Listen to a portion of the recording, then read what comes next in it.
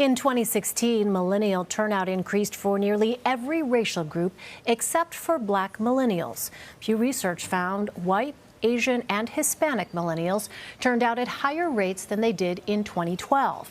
Black millennial turnout, on the other hand, fell by nearly 5 points. That could present a problem for Democrats, many of whom view Black millennials as the future of the party. In an Axios interview last weekend, the president of the racial justice group Color of Change raised concerns that Republicans are aiming to win support from a traditionally Democratic subset of voters. He said, quote, President Trump's campaign is handing out literature in Black barbershops right now. They're doing micro-targeting on Facebook and have a digital strategy to engage Black folks. The Democrats would serve themselves really well to understand in deep ways the power in intersectionality. Being specific and clear will help people understand you're not just talking around them or at them, but talking to them. Arisha Hatch joins me now. She is the managing director of campaigns for Color of Change. Arisha, thanks so much for being with us. Thanks for having me. So what should Democrats be doing in order to win the support of young Black voters?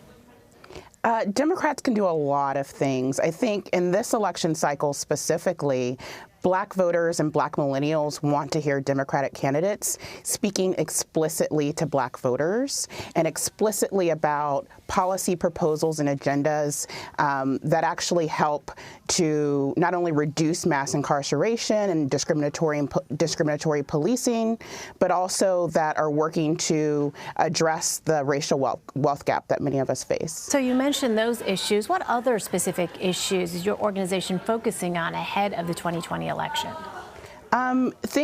General issues like healthcare reform, education reform, folks really, especially millennial voters, are crippled by student loan debt. And so a lot of the general policies that candidates are speaking to a mass audience about, Black voters really care about. But I think in this election cycle, folks are really wanting to hear, how does this policy impact me?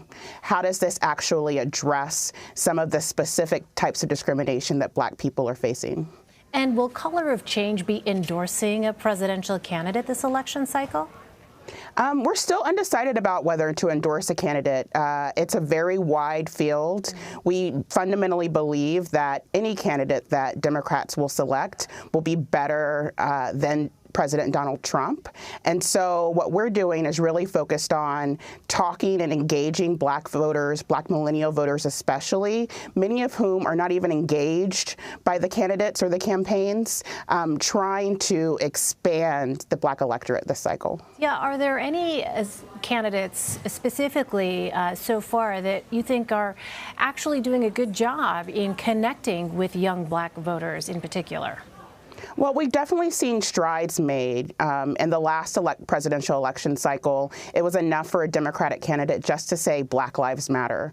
What folks are really looking for this cycle is more depth, a plan and a policy agenda that actually moves beyond just criminal justice reform and addresses some of the economic justice concerns that we have. And so there are a number of candidates that we believe are taking that seriously. Mayor Pete with his Douglas plan, Senator Warren has been talking specifically about income inequality and problems with housing and gentrification that we think are very important to Black voters. Senator Booker, even Marianne Williamson on the Democratic national debate stage has been really proposing solutions that Black folks want to hear. I'm curious on that last point because she was someone that did get quite a bit of attention when talking about the issue of reparations specifically. Is that what you're referencing when you talk about Marianne Williamson? Yes, we saw from the debate stage that a lot of the work that movements have done over the past several years have entered into the debate. And so, yes, Black voters and Black millennials especially are looking for candidates that speak explicitly to closing the Black income gap, the Black wealth gap. And so folks have been, at least in movement spaces, really excited to see that specific issue raised to a national profile this election. Are there any candidates you've already ruled out? Would you tell us if you did? I probably wouldn't tell you if we did, but we're especially trying to engage a set of low propensity irregular black voters who the candidates and the Democratic Party, frankly, don't find it within their budget as necessary or valuable to reach out to. Can you explain that? What do you mean by that, Arisha? I think in our electoral politics, we've become incredibly micro-targeted. Candidates and campaigns know exactly the set of voters that they want to reach out to in order to reach the win number that they want to see in specific races, and that leaves out of the fold and prevents communication to lots of black voters who might be more disenchanted with politics, maybe who showed up once to vote for President Obama but didn't show up to vote again.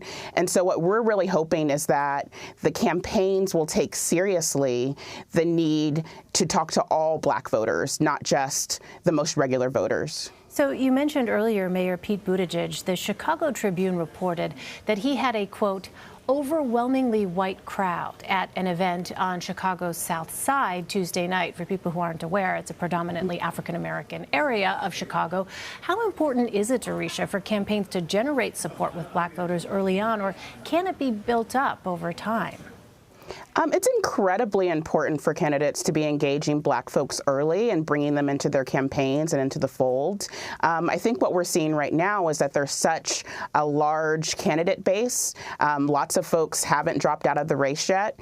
And many black voters, beyond just being polled, don't become important until late February, early March. And so there's still a lot of time for those remaining candidates to develop and refine their policy agendas and platforms and to do the outreach necessary to make black millennials believe that they're the person that actually shares their values. And what is your sense when you see that what we showed a moment ago, Chicago Tribune reporting that the crowd for Mayor Pete Buttigieg was an overwhelmingly white crowd on the south side of Chicago? It's definitely troubling to see that. But again, we think that there's plenty of time for candidates to continue to build their outreach. I'm hoping personally that his campaign is reflecting on the turnout of that recent event and thinking about specific, explicit ways that they can change the tide. I mean, is there something that you can identify or that you have identified that could help explain? Because this is not the first time this has been pointed out when it comes to this candidate's campaign. Yeah, I think there are a lot of things that can be done. Candidates, especially Mayor Pete, need to be more intentional about the vehicles and the media outlets that they're choosing to spend their time and capacity on. And he needs to continue to speak explicitly to black voters and our needs. But there's still a lot of time, and I think especially millennial voters, we have a streak of independence where we're less likely to identify with the Democratic Party than our parents or our grandparents do. And so we're going to be late deciders. We're going to be a late-breaking vote. And so candidates like Mayor Pete and others are going to have to keep us in mind throughout the primary. All right, Arisha Hatch. Arisha, thanks very much for sharing your perspective with us. I appreciate it. Thanks for having me.